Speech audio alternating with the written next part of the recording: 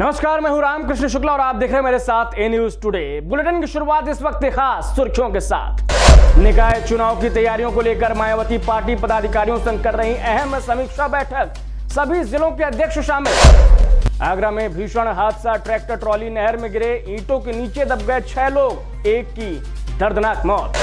गोरखपुर में पूर्व प्रधान को गोली मारने वाले 25,000 के इनामी बदमाश की पुलिस से मुठभेड़, पैर में लगी गोली। माफिया अतीक अहमद के भाई अशरफ को प्रयागराज हाई कोर्ट से झटका, सुनवाई के लिए कोर्ट में फिजिकली रहना होगा मौजूद। और बहराइच में दहेज लोभियों की करतूत से समाज हुआ शर्मसार, 24 साल की विवाहिता को जहर देकर हत्या का आरोप, तफ्तीश में जुटी पुलिस।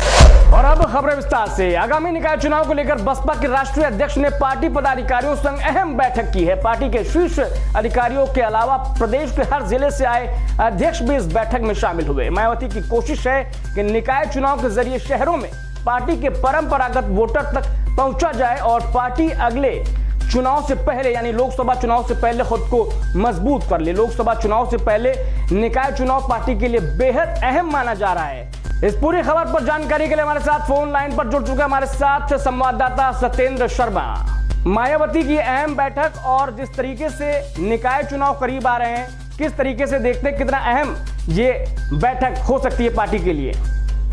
देखिए रामकृष्ण जी, मैं बताना चाहूंगा क्योंकि 2007 के बाद बहुजन समाजवादी पार्टी ने कोई विशेष कोई मुकाम नहीं पाया है, चाहे वो लोकसभा चुनाव की बात हो, विधानसभा चुनाव की बात हो या निकाय चुनाव की बात हो। उसके बाद से अभी तक कोई ऐसी बढ़त महसूस नहीं है। तो ये है क्योंकि अब जो इस तरीके की बैठक जो हो रही है जिसमें जिला स्तर के और तमाम पदाधिकारी बुलाए जा रहे हैं, तो इससे साफ ये अंदाजा लगाया जा सकता है कि आने वाले आगामी लोकसभा चुनाव और ये वर्तमान में जल्द ही होने वाले निकाय चुनाव को लेकर ये मजबूती की जा रही है। विशेष तौर से आज ये जो बैठक हुई थी, इसमें 75 जिलों के जो प्रदेश अध्यक्ष, मंडल समन्वयक और तमाम पदाधिकारी मौजूद रहे थे। और इसमें जो बात हुई है कि निचले स्तर पे किस तरीके से डोर टू डोर जाकर के बहुजन समाजवादी पार्टी को और मजबूत बनाया जाए और आने वाले आगामी लोकसभा और निकाय चुनाव में मजबूती दर्ज कराई जाए। सत्येंद्र, लोगों ने आरोप लगाया था, साथ ही विपक्षी दलों ने भी आरोप लगाया था कि जिस तरीके से 2022 में मायावती लड़ी थी, बहुजन समाज पार्टी लड़ी थी, तो उनकी निष्क्रियता को लेकर लोगों ने सवाल खड़े किए थे कि बसपा अब कहीं ना कहीं पूरी तरीके से हाशिए पर जा चुकी है। लेकिन आज की ये जो बैठक है उससे क्या मैसेज जा रहा है विपक्षी दलों में भी और लोगों में भी? सत्येंद्र, देखिए, बहुजन समाजवादी पार्टी का जो एससी वोट है वो हमेशा रिजर्व रहा है, लेकिन भारतीय जनता पार्टी की जब से सरकार कहीं ना कहीं भारतीय जनता पार्टी के पाले में भी ये एससी समाज के वोट जाते हैं, लेकिन कोई इनकी बैठक से कोई खासा असर देखने को मुझे लग रहा है नहीं मिलेगा। क्योंकि जिस तरीके से भारतीय जनता पार्टी ने जो बढ़त बनाई है, हर एक तबके के लोगों के दिल में अपनी जगह बनाई है, तो बहुजन समाजवादी पार्टी कोई विशेष ऐसा परचम लहराने वाली नहीं है कि जिससे ये अंदाजा लगाया जा सके बहुजन समाजवादी पार्टी बहुत ज्यादा मजबूत होगी। हाँ, अगर फर्क पड़ता है, बहुत अच्छे से काम करते हैं, तब भी कोई खासा असर देखने को नहीं मिल पाएगा कि बहुत अच्छा प्रदर्शन कर पाएंगे। मुमकिन है कि यहाँ पर जिंदा है तो जिंदा नजर आने के लिए मायावती की यह बैठक पार्टी पदाधिकारियों के साथ, लेकिन निकाय चुनाव में कितना ये अहम साबित होगा, क्या कुछ रिजल्ट निकल कर आता है इस बैठक के बाद निकाय चुनाव में, ये देखने वाली बात होगी। बहुत शुक्रिया हमारे साथ जुड़ने के लिए सत्येंद्र। आगरा के राधत नगर इलाके में भीषण हादसा हो गया। यहाँ कुर्रा चित्तरपुर चौकी के पास ईंटों से भरी ट्रॉली नहर में जा गिरी, जिसमें ड्राइवर समेत 6 लोग मौजूद थे। 5 लोगों को नहर से निकाल लिया गया है, जबकि एक की हालत गंभीर बताई जा रही है। इस पूरी खबर पर जानकारी के लिए हमारे साथ संवाददाता अविनाश जायसवाल फोन लाइन पर जुड़ चुके हैं। अविनाश, जिस तरीके से यह हादसा हुआ है, क्या कुछ खबर निकल कर आ रही है, कैसे यह हादसा हुआ और फिलहाल क्या स्थिति है? अविनाश, आपको बता दें, एक ट्रैक्टर ट्रॉली पर अवैध रूप से ईंटें लेकर जा रहे थे और उसी दौरान इन्होंने वहां पर सवारियां भी बिठा रखी थी। 5 लोग गाड़ी पर मौजूद थे और नहर के पास मोड़ था, जिस मोड़ को मोड़ते समय अचानक ड्राइवर ने ब्रेक लगाया और ट्रैक्टर ट्रॉली पलटकर नदी के अंदर गिर गई। जी, निश्चित तौर पर इसमें क्या कोई हताहत हुआ है, क्या कुछ जानकारी? ट्रैक्टर ट्रॉली गिरने के बाद वहाँ पर ईंटें उसके ऊपर गिर गई, जिससे 5 लोग गंभीर रूप से घायल हो गए।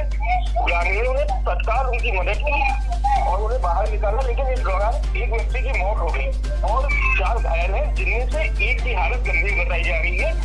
पुलिस उनके परिजनों को सूचना दे चुकी है और परिजन भी जल्द आगरा एसएसपी मेडिकल कॉलेज पहुंच गए। बिल्कुल, निश्चित तौर पर ये एक दर्दनाक खबर है, जहां पर आप देख सकते हैं कि तस्वीरों के जरिए किस तरीके से ये दर्दनाक हादसा हुआ है। ओवरलोडेड एक ट्रॉली जो ले जा रही थी, 5 लोग भी उसमें सवार थे ड्राइवर के अलावा, और नहर में जा गिरती है ट्रॉली। उसके बाद ये दर्दनाक हादसा हो जाता है। बहुत शुक्रिया हमारे साथ जुड़े रहने के लिए इस खबर पर अविनाश।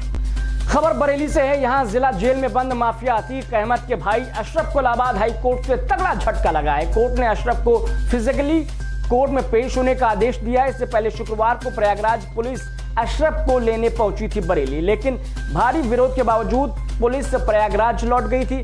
अशरफ के वकील की ओर से दलील दी गई थी कि उसकी जान को खतरा है, लिहाजा वर्चुअली वो कोर्ट में सुनवाई के दौरान शामिल होगा। लेकिन अब इलाहाबाद हाई कोर्ट ने उसे फिजिकली मौजूद रहने का आदेश दिया है। इस पूरी खबर पर जानकारी के लिए कुमार शानू हमारे साथ बरेली संवाददाता फोन लाइन पर।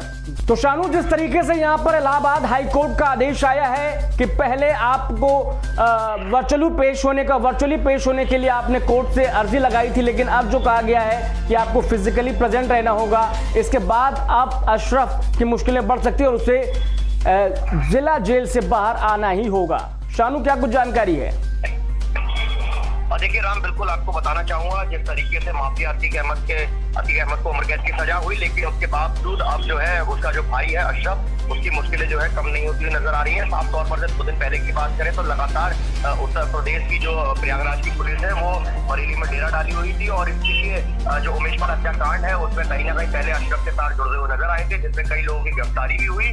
और अब जो है अशरफ के पीछे जो है पुलिस पूरी तरीके से पड़ चुकी है, और अशरफ का बचना अब बहुत ही संभावना कम रह गई है, क्योंकि अगर उसको भी सजा कहीं ना होना लाजमी है। क्योंकि देखिए बड़ी बात यह है, अशरफ के कहीं ना कहीं उमेश पाल हत्याकांड के साथ जुड़ रहे हैं, और सीधी सी बात है, जो यूपी की प्रयागराज की पुलिस है उसने जो है सीधा कोर्ट से एक एप्लीकेशन लगाई है कि जो अशरफ है उसको रिमांड पर देने की जो कोर्ट जो है मंजूरी दे। लेकिन उस एप्लीकेशन की सुनवाई जो है कल देर शाम हुई, और जो जिस तरीके से जो अशरफ के वकील है उन्होंने भी प्रयास किया, जो वकील उनकी पेशी के द्वारा उसकी पेशी हो जाए, उसको ले जाया ना जाए, क्योंकि उसको अपना एनकाउंटर का खतरा है और उसको कहीं ना कहीं अपनी जान का खतरा। उसने कई आरोप भी लगाए थे, लेकिन जो अशरफ का ये जो मंजूरी जो लेने के लिए उन्होंने एप्लीकेशन लगाई थी पेशी के द्वारा, वो उसको कहीं ना कहीं रद्द कर दिया गया है। और अब जो कोर्ट ने डायरेक्ट निर्देश दे दिया है, और जो पुलिस कमिश्नर प्रयागराज है उनको भी अपनी सुरक्षा के बीच जो है इसको अशरफ को कोर्ट में पेश किया जाएगा। साफ तौर पर फिजिकल तौर पर ये पेश होगा,